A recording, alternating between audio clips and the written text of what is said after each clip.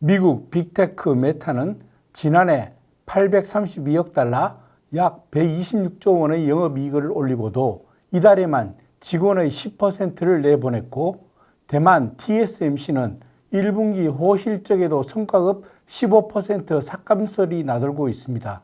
한국과 격차를 좁히려는 미국 반도체 기업 마이크론은 올해 사상 최대 규모인 250억 달러, 약 37조 9천억 원 이상을 투자합니다.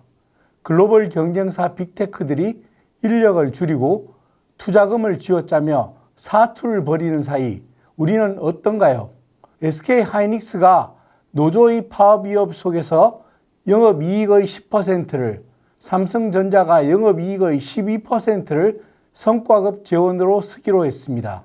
양사 직원 모두 올해 1인당 평균 6억에서 7억 원 안팎의 성과급을, 그것도 향후 몇 년간 고정적으로 받을 예정입니다. 한 해에 100조 원 넘게 번 메타가 이달 8,000명을 감원한 것은 올해 AI 인프라와 연구개발에 최대 1,450억 달러, 약 219조 원을 쏟아붓기 위해 비핵심 인력을 줄인 것입니다. 대만 TSMC 역시 1분기 순이익이 전년 대비 58% 급증한 26조 7천억 원을 기록했지만, 이 사회는 전 세계 12개 공장 건설에 자금을 투입하기 위해 내부 보상을 철저히 통제하고 있습니다.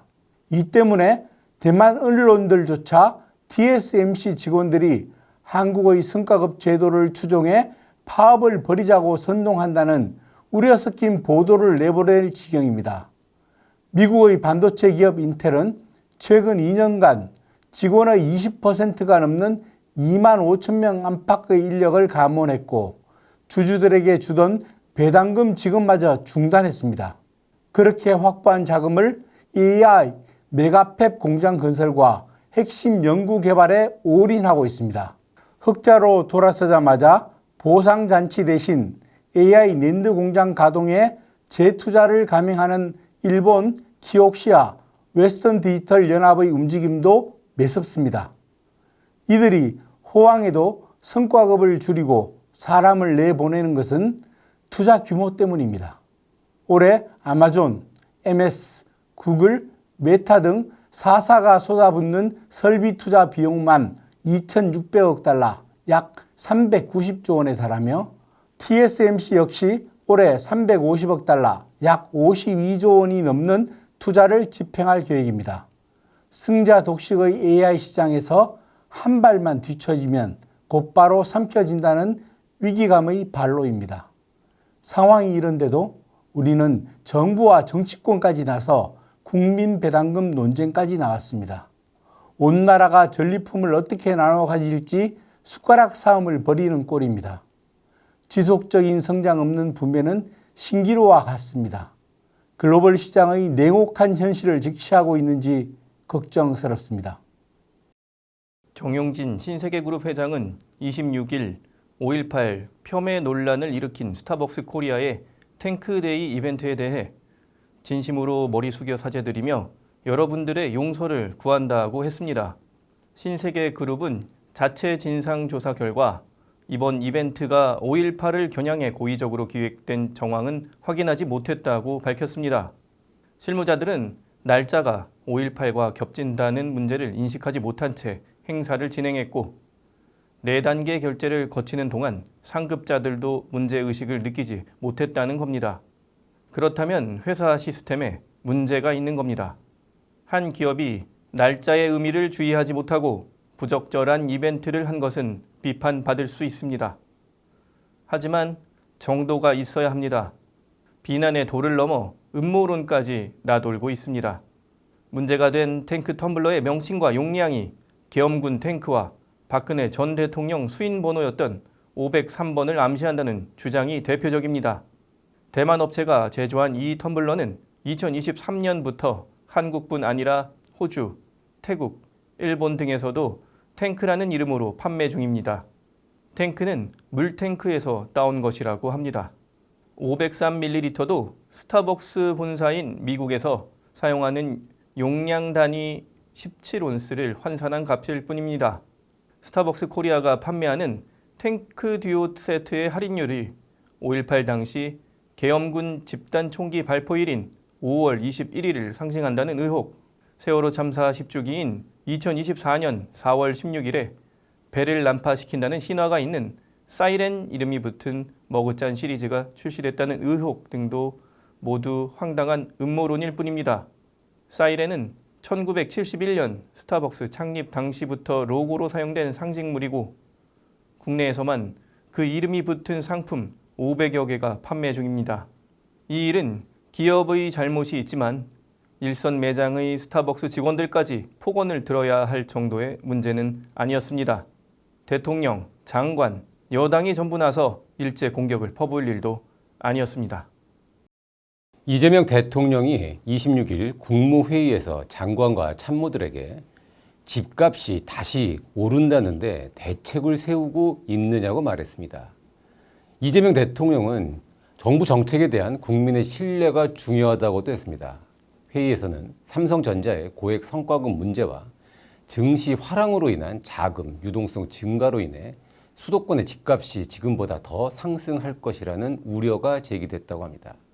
이재명 대통령은 올해 초부터 소셜미디어를 통해 부동산 문제를 자주 언급했습니다. 5월 9일 종료 예정이던 다주택자 양도세 중과 유예와 관련해선 이번이 집을 팔 수 있는 마지막 기회다. 정부 정책에 저항을 하면 손해를 볼 것이라면서 경고를 했습니다. 부동산 안정을 위한 대통령의 의지 표명이라는 평가도 있었지만 구체적인 정책보다는 감정적인 표현이 앞서는 경우도 많았습니다.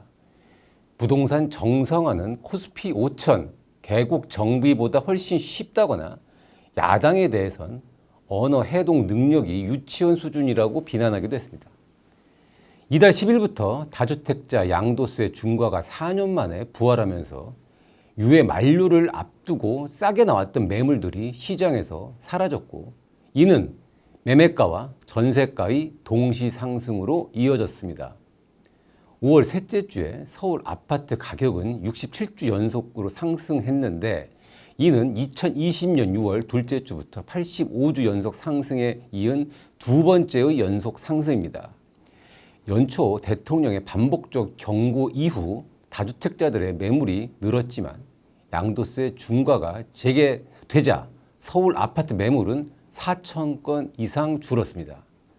신규 아파트 공급이 이루어지지 못하는 상황에서 대통령의 말폭탄은 일시적인 효과를 거둔 듯 보였지만 다시 아파트의 매매가와 전세값이 동시에 오르는 상황이 벌어진 겁니다. 집값은 사람들이 주택 공급이 부족할 것으로 예상하면 오르고 반대면 내립니다. 평범한 진리입니다. 그런데 지금 사람들은 정부의 주택 공급 대책이 제대로 실현되기가 어렵고 결국 역부족이 될 것으로 보고 있습니다. 이재명 대통령은 민간 재건축 활성화에 선을 그으면서 집값 잡는 건 쉬운 일이라고 말해왔습니다. 그러다 갑자기 국무회의에서 장관들에게 부동산 대책을 세우고 있느냐고 물으니 앞뒤가 맞지 않는 느낌을 주고 있습니다. 대통령과 정부의 모습을 보면 아무래도 집값 문제가 심상치 않을 듯합니다. 정부가 호르무즈 해협에서 나무호가 피격된 지 23일 만에 이란의 대한미사일 공격이라고 발표했습니다. 공개한 미사일 잔해는 형태가 그대로 남아 있었습니다. 엔진 부품엔 이란 제조사로 추정되는 글자까지 나왔습니다. 군사 전문가가 아니라도 이란의 미사일 공격임을 바로 알 수 있습니다. 그런데도 발표에 23일이 걸렸습니다. 정부는 나무호를 공격한 대한미사일 2발 중 1발은 불발됐다고 했습니다. 2발 모두 터졌다면 나무호 피해는 매우 심각했을 것이고 침몰했을 수도 있었습니다. 국회 정보위 소속 민주당 의원은 나무호가 엔진 폭발로 침몰했다면 증거가 인멸되는 것이라며 그래서 이 문제는 매우 심각하다고 했습니다. 이란이 한국 선박인 줄 알고 공격했는지는 확인이 어렵지만 선박의 같은 지점을 연속으로 때린 것은 조준 사격일 때만 가능합니다.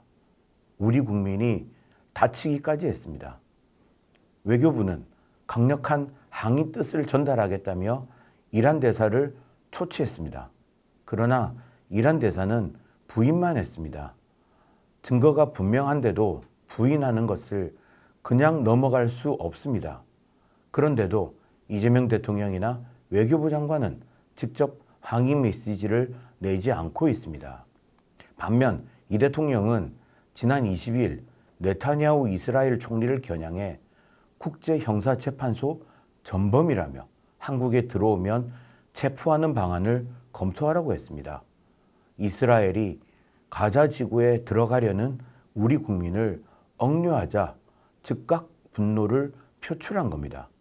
나무호가 미사일 공격을 당한 것은 국민 억류와는 비교할 수도 없는 심각한 피해입니다. 나무호는 이란에 대해 아무런 잘못도 한 것이 없습니다. 두 나라에 대한 대응이 왜 이렇게 다릅니까? 정부 입장에선 호르무즈에 한국 선박 25척이 여전히 갇혀 있는 상황이 고민스러울 것입니다. 그러나 국민의 생명과 안전을 위협하는 나라에 대한 단호한 대응에는 차이가 있을 수 없습니다.